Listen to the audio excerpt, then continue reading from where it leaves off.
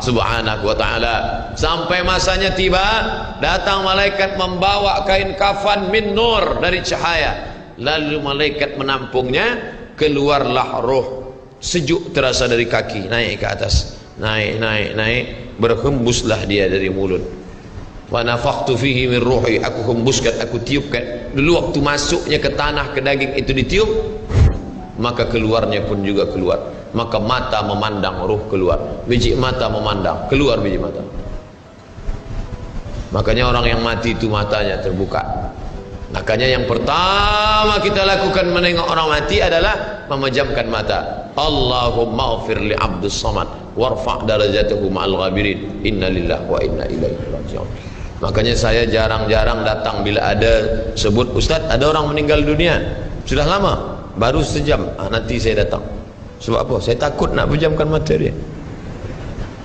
Agak-agak sudah dipejamkan orang, baru saya datang. Saya datang, udah 3 jam, 4 jam, alhamdulillah saya datang. Belum tutup lagi. Iya. Kenapa? Menunggu Ustaz Somad. Paksalah saya tutup. Allahumma ighfir li fulan ibn fulan warfa' darajatahu ma'al ghabirin, inna lillahi wa inna ilaihi. Mana istri yang katanya sayang, kaulah bulan, kaulah bintang, setengah nafasku pergi, buah hati belayan jiwa. Ketika roh ada dari jasad, memang betul kata dia sayang, tapi manakala roh keluar dari jasad, dia pun takut menengok mata kita. Dia takut menengok kita. Dia takut jam pukul 2 malam, jam 1 tutup balik. Na'udzubillah. Begitulah kalau kematian sudah tiba. Sampai pada akhirnya dia tutup, innalillahi wa inna ilaihi raji'un. Selepas itu roh pun keluar, dibawa. Kalau dia baik, roh itu dibawa, dimasukkan ke dalam kain kafan min nur. Hadis riwayat Ahmad bin Hanbal. Lalu dibawa oleh malaikat sampai ke pintu langit. Malaikat bertanya, inikah orang yang amalnya selalu dibawa pagi, dibawa petang? Inikah orang yang amalnya selalu dibawa hari Kamis? Inikah amalnya yang selalu dibawa pada bulan nisfu Sya'ban? Ya, inilah orangnya. Kam min masyhurin fil ardi walam yakun ma'rufan fis sama. Bukan hadis. Berapa banyak orang yang namanya masyhur di bumi, tapi malaikat tak mengenal dia. Tapi berapa banyak orang yang tak masyhur di bumi, tapi malaikat mengenal dia. Mengapa? Karena amalnya pagi dan petang dibawa oleh malaikat. Orang ini mana? Belum datang. Orang ini mana? Belum datang. Orang ini mana? Belum datang. Disambut dia, disambut kedatangannya. Masya Allah, tabarakallah. Mudah-mudahan kita termasuk orang yang disambut oleh malaikat karena amal soleh kita. Maka bila saya datang di suatu majlis, malam tadi datang di Shah Alam, orang menyambut ramai. Malam ini datang ke Masjid Muaz bin Jabal, ramai. Esok malam di Terengganu datang, tak tahu entah ramai entah tidak. Ramai. Dalam hati, hai Abdul Somad, apakah malaikat akan menyambut engkau nanti juga dalam keadaan ramai? Kalau engkau ikhlas, iya. Tapi kalau tidak ikhlas, na'udzubillah. Nabi Isra Mi'raj berjumpa dengan orang yang sudah lama mati. Bagaimana rasa kalian mati? Apa kata mereka? Seperti kambing yang dikuliti hidup-hidup, seperti tebasan pedang di tempat yang sama beratus kali, seperti kail mata pancing yang masuk ke dalam kulit yang basah, ditarik, disentapkan sehingga terikut dagingnya sampai keluar.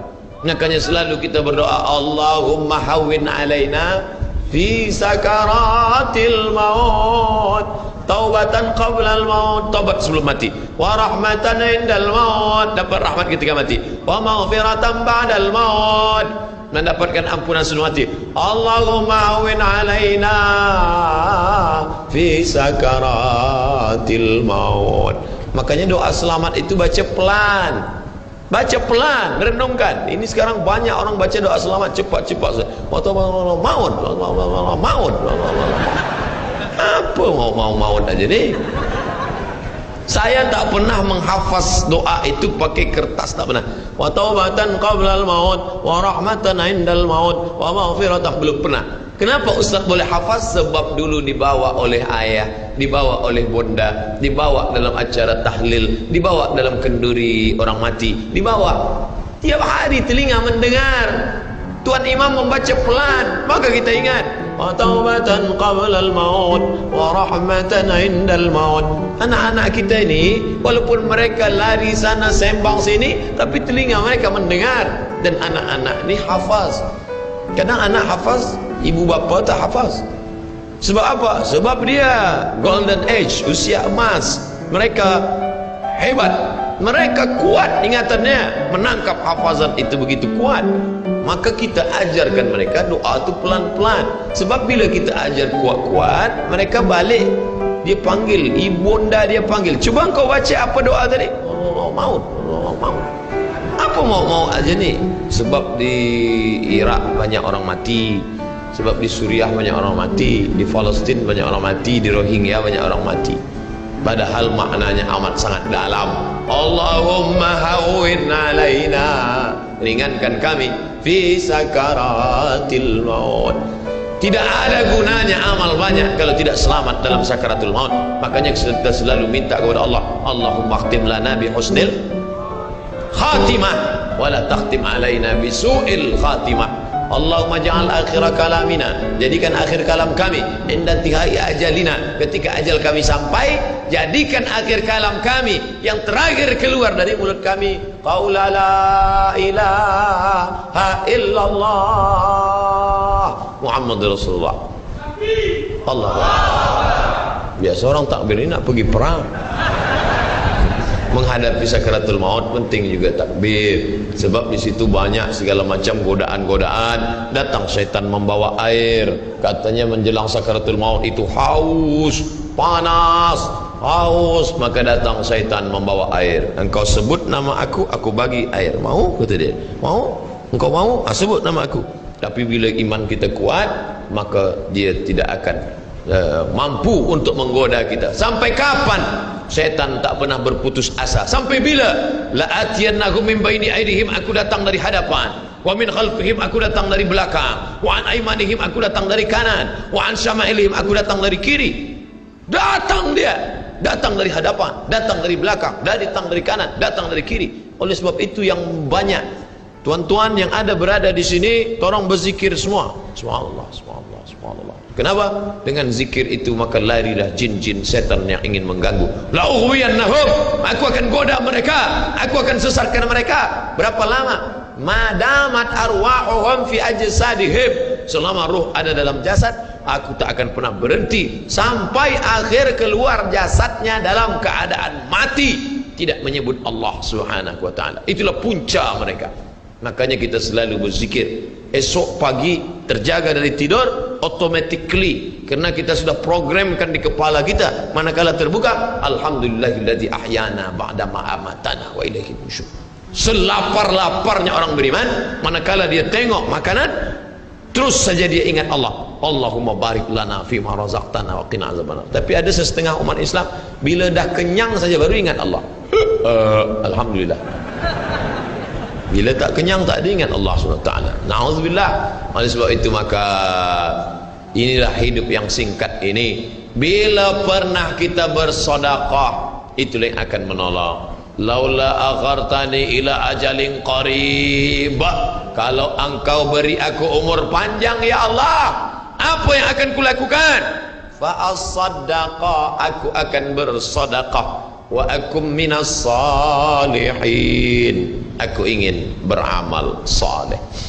Malam ini tajuknya Masya Allah, ini tazkirah terakhir, ini tazkirah akhir, last, dan tajuknya pun akhir pula. Mudah-mudahan ini tazkirah terakhir, tapi bukan terakhir bagi saya. Andai mati tidak masalah. Allahumma ja'al hayata ziyadatan li fi kulli khair.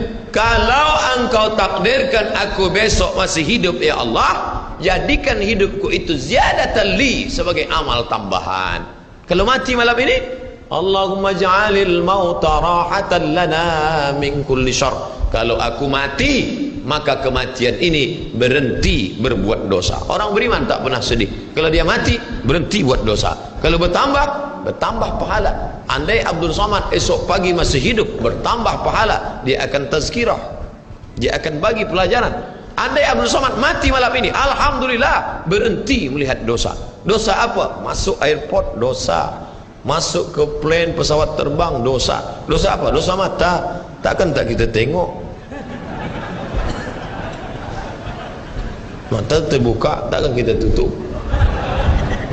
Maka orang beriman sentiasa menjaga dirinya, tak pernah dia berkeluh kesah, tak pernah dia mencaci maki. Kenapa aku matikan aku ya Allah, kenapa umurku pendek ya Allah? Ridha kepada Allah. Itu yang selalu kita katakan, raditu billah rabba wa bil islami dina wa bi muhammadin nabiyan wa rasula. Aku ridha. Ada yang lebih hebat daripada haji mabrur, ada yang lebih hebat daripada jihad fisabilillah, ada yang lebih hebat daripada zikir dan baca Quran. Apa dia? Ridha bi qada'illah, ridha menerima keputusan Allah. Makanya banyak lelaki yang ridha manakala meninggal istrinya, datang orang, apa tuan tak menangis? Aku ridha menerima ini, Ustaz. Memang dah lama aku tunggu-tunggu. Oh, ini bukan ridha, ini memang penyakit. Oleh sebab itu maka makna ridha adalah tak berkeluh kesah. Setelah orang masuk ke dalam surga, mendapatkan kenikmatan surga, Allah bertanya, "Madza turidun?" Hai penghuni surga, apa lagi yang kalian inginkan? Apa kata penghuni surga? Ridhaka. Tapi engkau sudah masuk surga, ada yang belum kami dapat. Apa dia? Ridhamu. Yang mendapatkan ridha Allah hanya orang yang ridha menerima keputusan Allah Subhanahu wa taala. Man lam yarda bi qada'i, sesiapa sahaja yang tak ridha menerima takdirku, wa lam yasbir bi bala'i, yang tak sabar menerima ujianku, fal yatlub rabban siwaya, carilah Tuhan selain aku. Hadis ini dhaif. Tapi untuk targhib wa tarhib, untuk berikan semangat beramal, untuk fadail amal boleh dipakai, kerana ia bukan masalah akidah, bukan masalah halal haram,